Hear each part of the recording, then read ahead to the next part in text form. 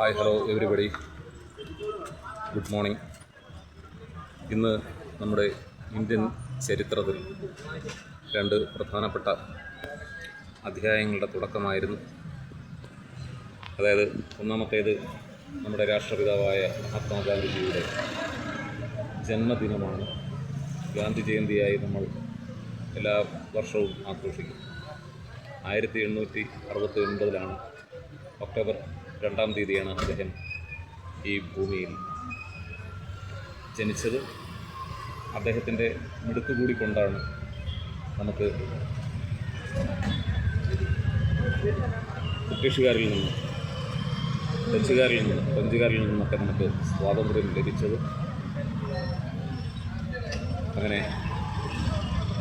വളരെയേറെ യാതനകൾ സഹിച്ച് ഇന്ത്യക്ക് സ്വാതന്ത്ര്യം നേടിത്തന്ന ആ വ്യക്തിക്ക് എൻ്റെ പ്രണാമം.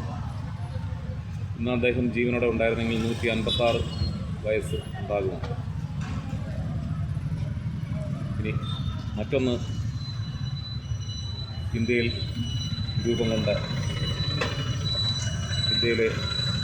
മഹാരാഷ്ട്രയിൽ നാഗ്പൂറിൽ രൂപം കൊണ്ട വിജയദശമി നാളിൽ രൂപം കൊണ്ട RSSൻ്റെ 100-ാം വാർഷികം.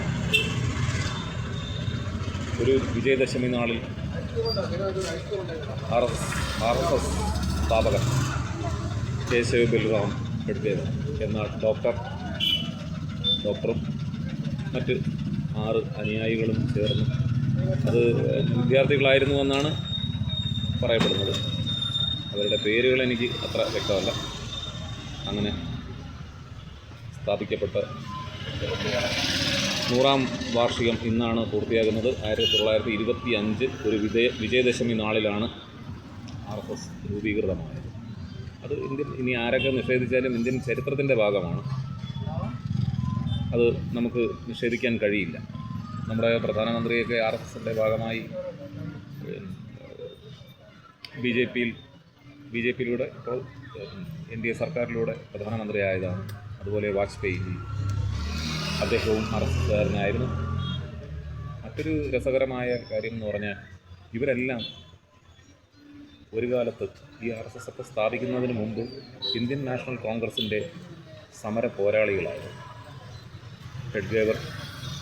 ഹെഡ്ഗേവർജി, അതുപോലെ വാജ്പേയിജി, അതുപോലെ നമ്മുടെ പ്രിയങ്കരനായ EMS നമ്പൂതിരിപ്പാട്, AKG, അതുപോലെ ഒട്ടനവധി ഇന്ത്യൻ രാഷ്ട്രീയത്തിലെ അധികാരം ഇന്ത്യൻ നാഷണൽ കോൺഗ്രസിലൂടെ മറ്റ് പ്രസ്ഥാനങ്ങളിലേക്ക് ചേക്കേറിയവരാണ്, അല്ലെങ്കിൽ അവരാ പ്രസ്ഥാനങ്ങൾ സ്ഥാപിച്ചവരാണ്. സാവർക്കറൊക്കെ ഇന്ത്യൻ നാഷണൽ കോൺഗ്രസ് പ്രവർത്തകനായിരുന്നു. അവരൊക്കെ വിദ്യാർത്ഥികളായിരിക്കുന്ന സമയത്ത് രാജ്യത്തിൻ്റെ സ്വാതന്ത്ര്യത്തിന് വേണ്ടി പോരാടിയവരാണ്. ഓക്കെ, അങ്ങനെ എല്ലാ സ്വാതന്ത്ര്യ സമര സേനാനികൾക്കും പ്രണാമം അർപ്പിച്ചുകൊണ്ട് മഹാത്മാഗാന്ധിജിക്ക് പ്രണാമം അർപ്പിക്കുന്നു. അതുപോലെ RSSൻ്റെ 100-ാം വാർഷികത്തിന് ആശംസ അറിയിക്കുന്നു. ഇത് അങ്ങനെ എന്തെങ്കിലും പാർഷ്യാലിറ്റി വെച്ചൊന്നും പറയുന്നതല്ല. ഇനിയിപ്പം കമ്മ്യൂണിസ്റ്റ് ആശയങ്ങൾ ഇന്ത്യയിൽ സ്ഥാപിതമായ ദിവസം അതിനും ആശംസ അർപ്പിക്കും.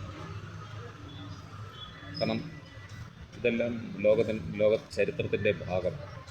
നമുക്കൊന്നിനെയും അവഗണിക്കാൻ കഴിയില്ല. അപ്പോൾ ഇത്രയും പറഞ്ഞുകൊണ്ട് ഇന്നത്തെ ദിവസം തുടങ്ങുകയാണ്. ഓക്കെ.